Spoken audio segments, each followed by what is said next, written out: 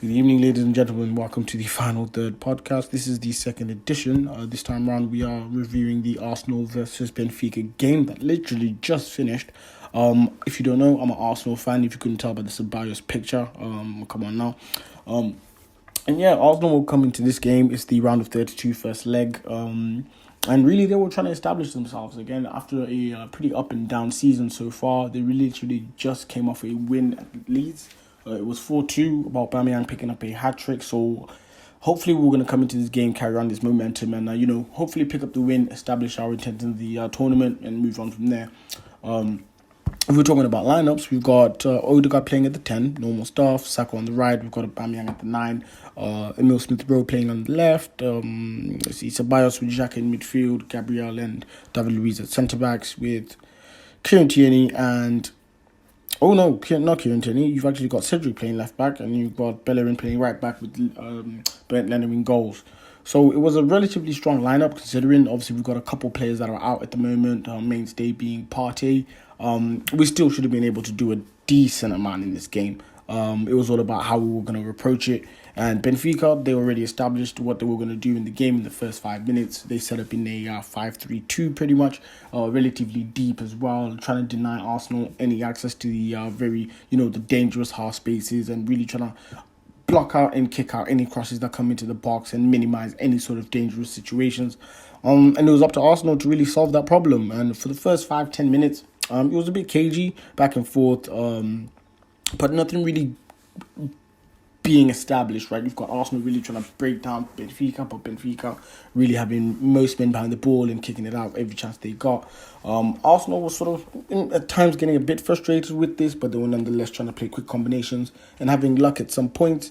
But for the most part, for the first 10 minutes, it was just a matter of a story of Benfica defending, Arsenal trying to break them down, transitioning play. Benfica tried to get a breakaway on the counter every now and then, but because their wing-backs didn't have license to go too far forward, they weren't really able to take full advantage of this. If I want to talk about some players that were sort of impressing me in this first half, you sort of had Saka, who again, he's for the past season and a half now, he's just been one of our most consistent players. In every game, we seem like we can actually lean on him, which is so much to say for someone who is still just 19, right? Or 18, in fact. But to be fair with you, Benfica's system that they had in place, they knew all they were going to try and hope for was any type of half chance or half opportunity.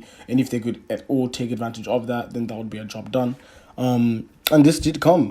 You actually have Emile Smith Rowe. It is a penalty. He gets the ball kicked right at him. It hits his arm, but his arm's in an unnatural position. By the law that we have today, it is actually a penalty. So it went to VAR. They did check it, and they were happy with it. Frustrating, but at the same time, because it's not necessarily a defensive error, it's a little bit unlucky. It was more so something you couldn't really do anything about, but at the same time, Arsenal should have, at this point, taken the opportunity.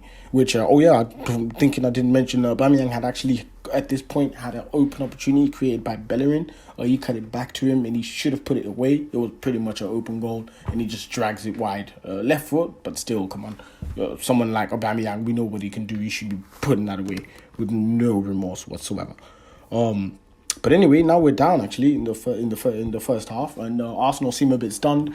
And when I'm sitting watching the game, I was now getting a little bit worried because it's now a response game. What do we do now? Do we either carry on being lethargic and things like that, and the game ends 1-0, or do we actually show them that we came here to play football? Luckily, you actually have Arsenal start to play those quick interpasses. You've got Odegaard linking up with Saka, Ceballos, with Bellerin making runs deep out on the right and sometimes underlapping, in fact. And they do this quite well in the sequence. They actually end up getting the ball all the way through. It goes all the way out to Cedric, who then makes a wonderful cutback. Of course, Arsenal love to use the wing-backs, cut it back. And then you had Saka on the end of it in a decent bit of space, who puts it away, 1-1. But after this, I will be honest with you, the game did, you had Benfica sort of recede back into as deep the 5 back as they had, and it became again difficult for Arsenal to create opportunities. Aubameyang, I do have to say, they came out in the second half. Odegaard was now pulling a little bit more strings. He was playing a little bit more tougher passes, getting them through. And you actually had the team sort of applying a lot more pressure, so when they lost the ball, there was a lot more counter pressing and things like that. But still, credit to Benfica. Again, it's credit to them for making it so difficult because Arsenal were not being awarded the spaces they usually love to have. The wing back goes all the way down, he passes it back, we find the open man, or sometimes, if we're playing better teams, we'll rely on counter-attacks. But in this case, the onus was on us to actually create something. So, the second half didn't really have much. You had a couple half chances created by Arsenal, at the back end of things. But both teams towards the last 20 minutes were really trying to consolidate and really not take any risks and not take any chances.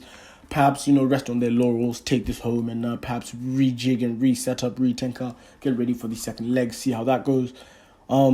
Enjoyable game to watch. I do have to say, it wasn't like a snooze fest. I wasn't sat here, with nothing going on the whole time. It's unfortunate at times. Arsenal should have just played a little bit quicker, found Odegaard in those half spaces and awarded him a little bit more time to find that final pass.